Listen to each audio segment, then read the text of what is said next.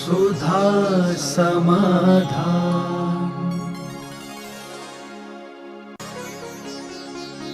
नमोस्तु गुरुदेव। वर्तमान में हमारे तीर्थ स्थल, मंदिर, संस्थान, हमारे गुरुजनों और हमारे समाज के बारे में अप्रिय घटना या स्थितियां उत्पन्न हो रही हैं, तो हम इन परिस्थितियों का मुकाबला कैसे करें? उसका एक ही कारण है कि हम साधुओं को निरालंब होकर छोड़ देते हैं। हम साधुओं को कानून का सहारा लेके चले, हम ओवर कॉन्फिडेंस में रहते हैं। हम साधुओं को जब विहार करते हैं उस समय उनके साथ रहें, उनका साथ दे, कानून की शरण लें। कानून जब कहता है कि आपको किसी रास्ते में रिक्स है तो आप एक पुलिस को सूचना देने में आपको क्या आपत्ति हो रही है? जी महाराज जी। क्यों नहीं देते सूचना? नियम पास है कि साधु विहार करते हैं, और ये तो नियम पास है हर स्थान पे दिगंबर जैन साधु कहीं भी विहार करें उनको पुलिस का आलम्बन मिलता है। आप लोग कहते ही नहीं। यदि आपको पुलिस के लिए सुविधा है तो आपका साधु कहीं विहार कर रहा है तो आपको पुलिस को सूचना देना चाहिए। पुलिस आपके साथ रहेगी तो 50% ऐसी अप्रिय दुर्घटनाएं रुक सकती हैं। अब आप साधु, अब कोई विहार नहीं कर रहा है, अकेले साधु जा रहे हैं, तो आजकल लोगों के हाईवे बन गए, उनकी स्पीड तो देखो कितनी है। जी महाराज। उनकी खुद की जिंदगी खतरे में है तो वो तुम्हें क्या बचा पाएंगे? जी महाराज जी। गाड़ियां जिस ढंग से दौड़ रही हैं उस ढंग में गाड़ी में बैठने वाले की जिंदगी भी खतरे में है। वो तुम्हें क्या पाओ? अपनी जिंदगी बचाने को वो गाड़ी नहीं रोक पा रहे, सामने दूसरा कैसे रोकेगा? तो सबसे बड़ा है कि आपको पुलिस प्रोटोकॉल को सहारा लेना चाहिए और पुलिस को सूचना देना चाहिए। अब उसके लिए आपको कैसी व्यवस्था बनाना है वो बनाइए, ऐसा करना चाहिए। वे जैसे प्रश्न आया कि गुरु के ऊपर उपसर की बात आई थी। एक बार आचार्य महाराज ने कहा, किसी व्यक्ति ने, आपका प्रश्न अगर जो पहले आया था प्रश्न, जी किसी व्यक्ति ने कहा आचार्य श्री की कोई बुराई कर दी। किसी व्यक्ति ने कोई बुराई की, बहुत पहले की घटना है, संभवतः नैनागिर में थे हम लोग, तो उसने किसी बात को लेकर संघ की कोई बुराई की। ऐसा नहीं होना चाहिए। तो एक व्यक्ति ने आकर ऊपर जाके कहा, बोले महाराज जी वो फलाना संघ जो आपके पास अभी बैठा था ना, वो नीचे जाके बुराई कर रहा था। तो आचार्य ने कहा, भैया उसने बुराई की कि नहीं ये तो मुझे पता नहीं है, लेकिन तुम्हारे मुख से मैंने बुराई सुनी है, ये जरूर मेरे कानों ने सुनी। उसने, हाँ तुमने जरूर मेरा, और उसने कहा था, उससे तो मेरा मन अशांत नहीं हुआ है। मेरे मन में कोई विकल्प नहीं कहूँ, मैंने सुना ही नहीं। कहा तो था उसने, लेकिन उसने मुझे अशांति नहीं दी। उसने मुझे अशांति नहीं दी, कहा होगा उसने, लेकिन मेरी सामायिक नहीं बिगाड़ी, मेरी शांति भंग नहीं की, मुझे कोई विकल्प नहीं कराया, मुझे कोई द्वेष नहीं कराया। लेकिन तुमने मुझे सुना करके मेरे में अशांति कर दी, उसके प्रति घृणा भर दी, और यदि मैं समझदार नहीं हूं तो उसके प्रति द्वेष आ जाए कि उसकी ये हिम्मत, तो जन्म जन्म के लिए भी कैसा है। तो कभी कभी भक्त लोग साधुओं के उपसर दूर करने की बात सोचते हैं कि मेरे गुरु के प्रति किसी ने कहा तो मैं छोड़ूंगा नहीं। अरे तुम छोड़ोगे नहीं उससे, ये तो देखो कहीं गुरु तो अशांत नहीं हो जाएंगे, कहीं अपने पैर से, अपनी कुल्हाड़ी से अपनी पैर तो नहीं कट जाएगा। और दुश्मन तो चाहते ही है कि सामने वाला अशांत हो जाए, दुश्मन तो चाहते ही है। तो कहीं अंधी भक्ति में ऐसा ना हो जाए कि स्वयं की कुल्हाड़ी से स्वयं का ही पैर कट जाए। वो बात मुझे अभी तक ध्यान में है कि उसने कहा कि नहीं कहा मुझे पता नहीं, लेकिन तुमने जरूर अपने मुख से बात कही है, ये अपराध है। उसने तो गलत बोला ही है, तुमने तो हमारी शांति भी भंग कर दी, तो प्रायश्चित तो तुम्हें लेना पड़ेगा। तो हमें कई बार चीज़ों पे ये देख नहीं पाते। बुराई चामुंड राय ने लिखा 4 साल में, और चाणक्य ने भी लिखा, अपनों के प्रति बुरे दिन या बुराई कभी हुई हो, अपमान कभी हुआ हो, उसको कभी अपने मुख से नहीं दोहराना। चाणक्य की नीति है। कभी तुम्हारा अपमान हुआ हो, किसी ने गाली दी हो, किसी ने कुछ बुरा कहा हो, उसको कभी भी अपने मुख से, और अपनों की बुराई को कभी अपने मुख से नहीं कहना। उस व्यक्ति ने मेरे बाप को गाली दी थी, उस व्यक्ति ने मेरे साथ ऐसा किया था, ये अपने मुख से मत बोलना कभी। चाणक्य की नीति है कि अपने द्वारा की हुई बुराई को अपने मुख से नहीं बोलना। अपने मुख से बोलने से वह बुराई 100 से 1000 लोगों में पहुंच जाती है, और 100 में से 1000 लोगों में से 500 संदेह करते हैं कुछ सही होगा। धजी का सांप सही भाई, ऐसे ही थोड़ी कहा होगा उसने, कुछ ना कुछ तो गड़बड़ है, तभी तो कोई। एक बार आचार्य श्री से हम लोगों ने कहा, पपोरा की घटना है, यही पपोरा क्षेत्र है, अभी की नहीं, 1985 की। हम लोगों ने कहा महाराज जी ये कंजाइश लोग मुनियों की बुराई करते हैं, पंचम काल में मुनि नहीं होते, उनमें ये कमी होती है। तो महाराज जी ऐसा तो नहीं है, वो कुछ कहते हैं तो कुछ ना कुछ तो गड़बड़ है। वो लोग क्यों कहेंगे, यानी कोई ना कोई कमी तो है, तभी तो वो कहते हैं। अब देखना, मैं उस समय की घटना है।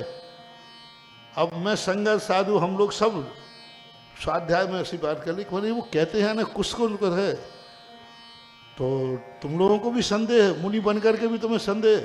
और महाराज जी वो कह रहे हैं तो कुछ ना कुछ तो है ही। अब बोलो, यानी एक सत्य को 100 बार कहा जाए तो, यानी उनकी कही बात पर मन में विकल्प आया, कुछ तो है। इसी प्रकार अपने आराध्यों की कोई बुराई करे, उसके अपने मुंह से प्रचार करना, अपने आराध्य को नीचे दिखाना है। कोई जिनको मालूम नहीं है, हाँ उनको नीचे दिखा, जिनको मालूम नहीं वे कहेंगे नहीं कुछ ना कुछ तो है, तो उनकी दृष्टि उस तरफ नहीं जाती होगी तो चली जाएगी। इसलिए इस मामले में बड़ा विवेक से, सावधानी से काम करना। चाणक्य एक ही बात कहता है कि अपमान सूचक शब्दों को कभी स्मृति में मत लाओ, किसी से कहो मत कि इसने मुझे गाली दी थी, गाली दी थी, नहीं वो गाली नहीं दी थी, वो तो क्या है, वो टीकमगढ़ के लोगों की भाषा ही ऐसी है, वो बोलते हैं, वो गाली नहीं देते हैं। हाँ, एक व्यक्ति का झगड़ा हो गया, राजस्थान में गया, तो वो बोले महाराज पड़क गया, तो बुंदेलखंडी था वो, तो बोले तू कैसे बोलता है पड़क गया, थोड़ा ऐसे ही हुआ ना। अब पड़क गया, वो कहते महाराज जी यहाँ बोलने का तमीज नहीं लोगों में, आपका पड़गाहन हुआ है तो कहता पड़क गया। तो मैंने कहा भैया राजस्थान में का अर्थ है पड़क गया के अन मुनि महाराज पड़ गए हैं। अब मोटे महाराज कटे बैठो। हाँ, तो 1980 में जब हम मुक्तागिरी में थे, नए शुरू में बात है, तो वहाँ मोटा महाराज कहाँ है, मोटा महाराज। तो हमने कहा भैया हमारे संग में तो सब दुबले, उस समय सब दुबले थे। मैंने कहा भैया यहाँ कोई मोटा नहीं है, यहाँ तो सब दुबले पतले। बाद में पता चला कि मोटा है ना बड़ा महाराज। तो कई बार अब देखना, उसने की गाली थी, महाराज जी आपने सुनी, उसने आपसे कुछ कहा, आप बोलो मेरे, मैं उसके दांत तोड़ दूंगा। नहीं, उसने ऐसा नहीं कहा, गाली माली कुछ नहीं दी है, और दी थी वो तो यहाँ की भाषा ही है ऐसा। अच्छा ठीक है, तो बात वहीं शांत हो गई कि नहीं। और एक व्यक्ति ने कही थी और एक ने सुनी थी, और अपन ने दोहराने के बाद कितनों ने सुन ली, तो ये होता है। नमोस्तु गुरुदेव। आराधना करते समय एक ही भगवान की छवि सामने आनी चाहिए या सभी भगवान की छवि सामने आनी चाहिए? कोई बात नहीं, मन इतना एकाग्र नहीं है कि एक पे टिका रहे। थोड़ा नया नए भगवान की छवि दिखती रहती है तो मन लगा रहता है, चलेगा, कोई बात नहीं। इसे गौमर सार के अंदर केशव वर्ण ने लिखा है, बूढ़े की लकड़ी, बूढ़ा व्यक्ति लकड़ी पकड़ लेता है, वो कंपायमान होती रहती है। इसी प्रकार छयोप सम सम्यक दृष्टि कभी आदिनाथ के, कभी अजितनाथ के, कभी संभवनाथ में घूमता रहता है, बस 24 से बाहर मत जाना, बाकी चल जाएगा। नमोस्तु गुरुदेव। निमित्त नैमित्तिक संबंध क्या होते हैं? क्या एक का पुण्य दूसरे में निमित्त बनता है? निमित्त का अर्थ कहलाता है किसी निमित्त वस्तु को देखकर आत्मा में जो परिणाम होते वो नैमित्तिक कहलाते हैं। जैसे ये पेंसिल निमित्त है और भाव हुआ ये पेंसिल मेरी है, मेरी जो आत्मा की पर्याय है ये नैमित्तिक है, पेंसिल को देख के भाव आया। एक दूसरे का पुण्य जरूर दूसरे के पुण्य की उदीर्णा में कारण बनता है। उस दूसरे का पुण्य काम तो नहीं आता, लेकिन एक पुण्यात्मा घर में हो जाए तो सबके पुण्य कर्म की उदीर्णा हो जाती है, और एक पापात्मा हो जाए तो सबके पाप कर्मों की उदीर्णा हो जाती है। इसलिए पुण्य और पाप एक दूसरे के निमित्त नैमित्तिक संबंध होता है, और पुण्य एक दूसरे के पुण्य की उदीर्णा करा देता है। ऐसा नमोस्तु गुरुदेव। उपसर्ग आदि सहने की क्षमता हम अपने अंदर कैसे लाएं? बहुत अच्छा पूज्यपाद स्वामी का भाव है कि जो ज्ञान हमने बड़ी दुर्लभता से, कठिनता से, कष्टों से प्राप्त किया, और कष्ट आने पर वो क्षय हो जाता है। दुर्लभतम दुर्लभ है ज्ञान प्राप्त करना, और जिन कष्टों के प्राप्त किया वो कष्ट आने पर वह विलय को प्राप्त हो जाता है। उसका मूल कारण है कि कभी कभी हमारा ज्ञान आत्मा की पर्याय नहीं बन पाता, द्रव्य सुख की पर्याय बनता है, और उस कारण से वह ज्ञान जब विपरीत परिस्थिति आती है तो डगमगाने लग जाता है। और मेरी भावना में तो सबसे पहले यही कहा, वस्तु स्वरूप विचार खुशी से सब दुख संकट सहा करे। तो वस्तु स्वरूप का चिंतन हमें करना ही पड़ेगा, अन्यथा निमित्त तो आज कितने निमित्तों को आप हटाओगे। आज एक हमारे विपरीत है, कल दूसरा निमित्त आ जाएगा, तीसरा निमित्त आ जाएगा। निमित्तों की दुनिया में कमी नहीं, किस किस का मुंह पकड़ोगे। आज कोई बुराई कर रहा है, कल तीसरा करेगा, कल चौथा करेगा, कल पांचवा करेगा, किस किस का मुंह पकड़ोगे। सबसे अच्छा है दूसरा का मुंह बंद करने की अपेक्षा अपने कान बंद कर लो, क्योंकि ये दो ही हैं।